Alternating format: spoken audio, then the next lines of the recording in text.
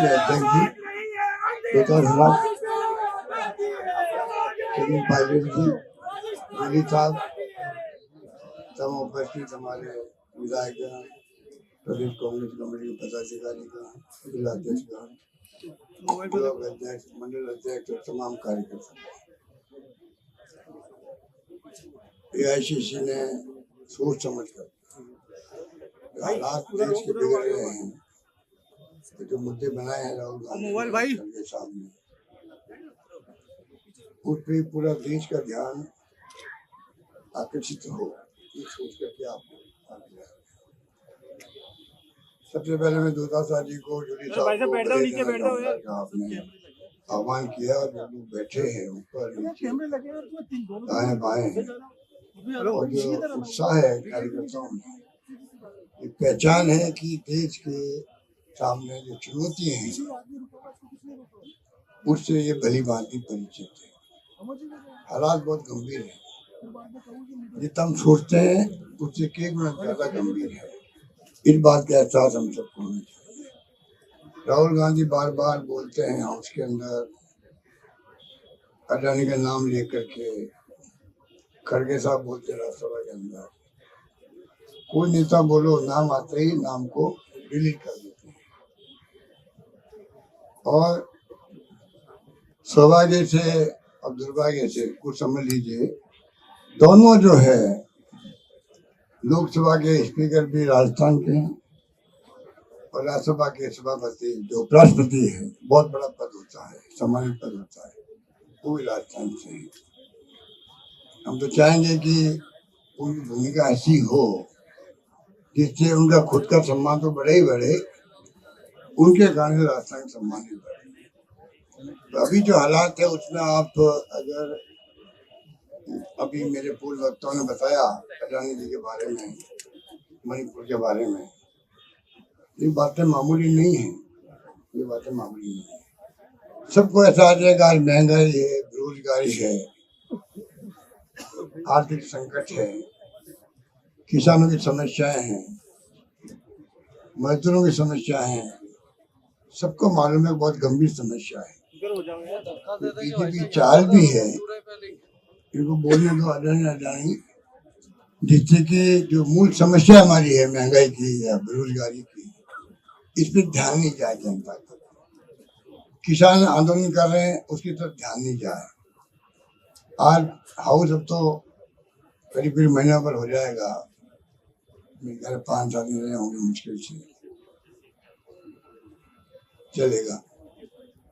तो क्या कारण है, इतने बड़े मुल्क में जो डेमोक्रेसी की हम बात करते हैं, तो कांग्रेस की नीति है, कांग्रेस के कार्यक्रम, उसके सिद्धांत, जब राहुल गांधी कहते हैं कि हमारी लड़ाई जो है विचारधारा की लड़ाई है, और हम सबको गर्व होना चाहिए कि हम उस विचारधारा को आगे बढ़ाना हमारे सिपाही हैं तिरंगा लेकर, हमें गर्व होना चाहिए। देश में आज भी पूरे 6 लाख गाँव में कांग्रेस हर गांव में मिलेगी। स्वतंत्र बीजेपी हो, पर कांग्रेस एकमात्र पार्टी है जो पूरे देश के अंदर पूरे देश को रिप्रेजेंट करती है। इसलिए आज का जो मुद्दा है आपका, सब बोल चुके हैं, अध्यक्ष जी बोलेंगे। मैं आपको ये आह्वान करना चाहूंगा कि इनको आप यहाँ से जाएं, संकल्प लेके जाएं कि जब आवाज उठे राहुल गांधी की या खड़गे साहब की, तो हम कैसे अपने ब्लॉक में, अपने जिले में, अपने मंडल में क्या हम कर सकते हैं, कैसे हम अपनी बात पहुंचा सकते हैं नेताओं की, किस प्रकार जो कुछ भी दिया जा रहा है अडानी जी को, ये बात ठीक कही गई है कि कोई कांग्रेस का विरोध कोई पूंजीपतियों से, उद्योगपतियों से नहीं है,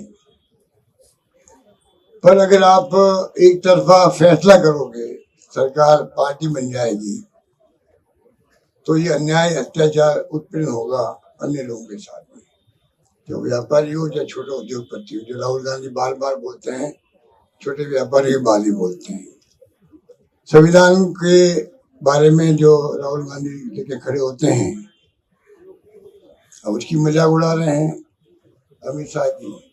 बार बार आप नाम लेते हो अम्बेडकर का, उनकी मंशा साफ झलक गई है। जो राहुल गांधी कहते हैं संविधान खतरे में है, उसी रूप में ही अमित शाह जी ने कल राज्यसभा के अंदर अपना बोलना प्रदर्शन किया, उसकी हम निंदा करते हैं।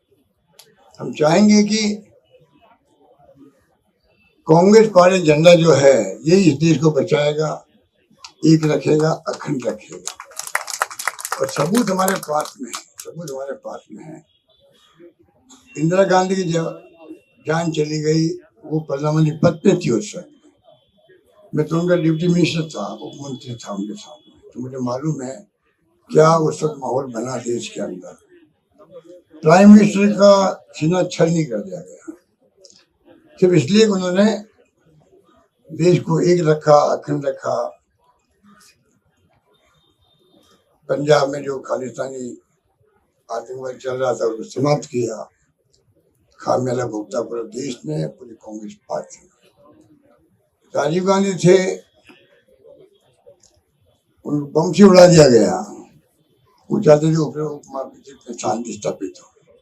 सरदार बहन सिंह जी नेस्तनाबूद कर दिया उन्होंने आतंकवाद को, उनको बम से उड़ा दिया गया। ये हमारे सामने सबूत है।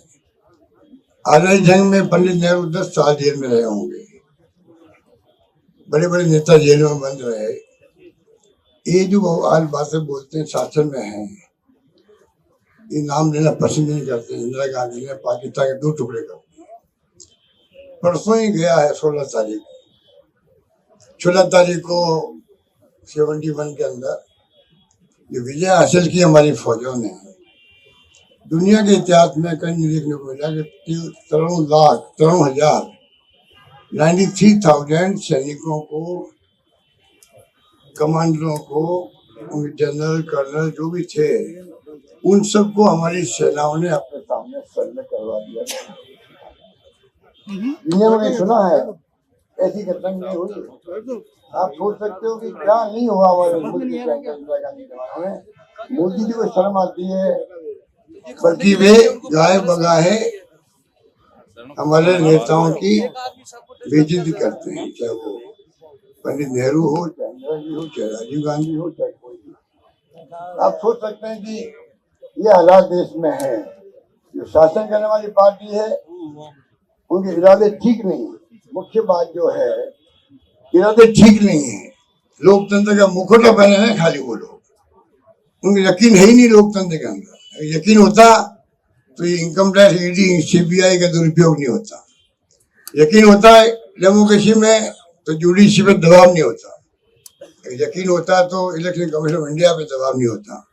आप सोच सकते हैं कि जो हालात हैं बहुत गंभीर हालात हैं, उसको हमें समझना पड़ेगा। इसलिए अडानी को लेकर के आज ये धरना देने की नौबत आ गई है। ये मैसेज है इस भारत सरकार को कि आपका रवैया ठीक नहीं है। मणिपुर की बात तो ऐसी चिंताजनक बात है, आप भी पढ़ते होंगे अखबारों में, साल भर से ज्यादा हो गया। जब एक मीडिया वाले ने फोन किया, मुख्यमंत्री साहब एक महिला का रेप हो गया है, उसको शहर में घुमाया जा रहा है विवश करके, मुख्यमंत्री खुद कह रहा है एक का नहीं, 1000 का हो चुका, मुझे मालूम है, मैं कुछ नहीं कर सकता। वो मुख्यमंत्री आज साल भर के बाद में टिके हुए हैं। अभी तो गोलियां चल रही वहां पर, और प्राइम मिनिस्टर साहब को जाने की मोदी जी को फुर्सत नहीं है। ये घटना मामूली नहीं है। राज्य चाहे छोटा हो या बड़ा हो, राज्य राज्य ही होता है। अगर एक राज्य के लोगों के दिलो दिमाग में बात आ गई कि स्थिति बन गई है, यहाँ पे कुछ संभालने वाला में नहीं है, एक दो बार अमित शाह जाके आ गए, तो अगर एक राज्य की सुध नहीं लेगा केंद्र, आप सोचिएगा कि बाकी राज्य क्या सोचते हो कि हमारे यहाँ कभी घटना हो गई तो भारत सरकार क्या व्यवहार करेगी। और यही बातें देश को कमजोर करने वाली बात है। मेरा मानना है कि जो मणिपुर में नहीं जाना, ध्यान नहीं देना केंद्र सरकार का, ये आज बहुत बड़ी चिंता का विषय होना चाहिए देशवासियों के लिए। अब ये डेमोक्रेसी में बैठे हुए हैं, मैं यही बात करके अपनी बात समाप्त करूंगा। डेमोक्रेसी के अंदर भी राजनीतिक पार्टी नेता लोग अपनी बात कह सकते हैं, सरकार चला सकते हैं। जैसे आपने कहा पिछली गवर्नमेंट ने काफी अच्छे काम किए, अच्छी स्कीमें दी, और गांव-गांव में उसकी चर्चा आज भी है। नई गवर्नमेंट कुछ नहीं कर पा रही है, फेल हो गई है, का जो नाटक किया गया मोदी को बुला करके पानी में घड़ों में पानी भरे थे, ऐसा कुछ देखा मैंने। तो आप सोच सकते हो कि ये इनकी स्थिति बन गई है। एक साल में हर गांव के अंदर चर्चा हो गई कि सरकार नाम की चीज नहीं है। तो इस तो तमाम बातें हम देखते हैं तो हमें पाएंगे कि हम कम से कम दिमाग में रखेंगे आज जो आप आए हो, ये भी ये आपने इतिहास बनाया है। जब पार्टी संकट में होती है तब असली की पहचान होती है, असली कार्यकर्ता की पहचान होती है, नेता की पहचान होती है। मेरा मानना है कि इंदिरा गांधी चुनाव हार गई थी, तब हम लोग एनएसयू में थे, तब से राजनीति शुरू हमने करी और देखा कि अगर संकट का वक्त है पार्टी के सामने, उस वक्त में जो पार्टी के नेता आगे आते हैं, कार्यकर्ता आगे आते हैं, असली सिपाही कांग्रेस के वही होते हैं, वफादार सिपाही वही होते हैं। इसलिए आज आपका आना मायने रखता है। जितने आप पीछे आगे बैठे हुए हो, उत्साह आप में है। और अल्टीमेटली मैं कह सकता हूँ आपको कि ये कांग्रेस पार्टी देश को एक रखेगी, अखंड रखेगी, जिसके लिए हमारे नेताओं ने जान दे दी, पर देश को एक अखंड रखा है। अलग अलग भाषाएं, अलग अलग यहाँ पर बोलियां हैं, जाति हैं, धर्म है, और ये लोग धर्म के नाम पे राजनीति करते हैं। ये धर्म के नाम पे ध्रुवीकरण करके चुनाव जीत देते हैं। बताइए महाराष्ट्र में क्या हुआ, अभी क्या होगा, हरियाणा में क्या होगा? चुनाव में हार जीत होना अलग बात है। कांग्रेस ने कभी परवाह नहीं करी, राहुल गांधी की परवाह नहीं करते, हार जीत अलग बात है। पर जो जिस प्रकार से वहां वोटिंग पैटर्न सामने आया, पूरा देश चकित रह गया। हरियाणा में ही बात थी, हर बच्चा कहता था हम चुनाव कांग्रेस जीतेगी। सारे एग्जिस्ट पोल, सारे मीडिया वाले, सारे बीजेपी नेता कहते थे सरकार तो कांग्रेस की बनेगी। अचानक सरकार बन गई बीजेपी की, यही कारण रहे होंगे।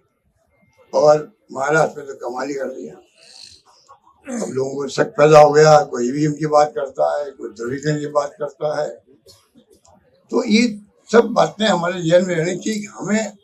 हम जिस झंडे को लेके चल रहे हैं, हमारी जिम्मेदारी है कि हम कैसे इस विचारधारा को गांव गांव घर घर तक पहुंचाएं। इसमें हमारी कमजोरी है, ये हमें स्वीकार करनी चाहिए। हमारे बीएलए बनते नहीं है, पीछे अध्यक्ष कितनी ट्राई कर ले, ये तो इन्होंने बना दिए मंडल के राज्यों में, तो मंडल तो नहीं बना भी सकते। इन्होंने अच्छी मेहनत करी, मंडल बन गए हमारे यहाँ पर। अब खाली बूथ बन जाए, हमारे बूथ बन जाए, कमेटी बन जाए बूथ की, आप देखेंगे आपकी ताकत बढ़ रहा है। वो आरएसएस वाले जो ये आरएसएस बीजेपी से फासिस्टी लोग हैं, कोई यकीन नहीं लोकतंत्र में। तक करप्शन हो रहा है इनके राज में, और कांग्रेस करप्शन की बातें ही लोग करते हैं, ऐसे लोग हैं। तो ये जो लोग हैं, इनके इरादे नापाक है। ये आपको जेल में रखना पड़ेगा, लड़ाई आपको लड़नी पड़ेगी। वो हमें कमजोर बताते हैं, हमारे संगठन को। हम कमजोर नहीं है, हमारा संगठन गांव गांव घर घर के अंदर है, दिलों के अंदर है। हमारा संगठन लोगों के दिलों के अंदर है। हम इन बातों को ख्याल रखना पड़ेगा कि हमारा संगठन कमजोर नहीं है। दिमाग में रखो आप लोग। खाली यही है, वो लोग जिस प्रकार से काम करते हैं वो हमें समझना पड़ेगा, हमें उनका मुकाबला करना पड़ेगा। आप सबके ऊपर रहेगा आने वाला जनरेशन का भविष्य, आने वाली पीढ़ियां हैं, उन हितों की रक्षा कौन करेगा? आने वाली पीढ़ियों को लगे कि हमारे जो नेता थे, जो देश सौंपे गए, प्रदेश सौंपे गए, हमारा क्षेत्र सौंपे गए, हमारा गांव सौंपे गए, उन्होंने त्याग बलिदान किए थे। ये हमारी भावना होनी चाहिए ना, ये हमारा कर्तव्य है। हमें आज 40-50 साल हो गए राजनीति करते हुए, क्यों नहीं आज हम लोग ऐसे काम करें जिससे आने वाले पीढ़ियों को भी ये झंडा लेके आगे चलने के लिए ताकत मिले हो। ये तमाम लोगों को मिलकर सोचना पड़ेगा, करना पड़ेगा, और कांग्रेस ही कर सकती है।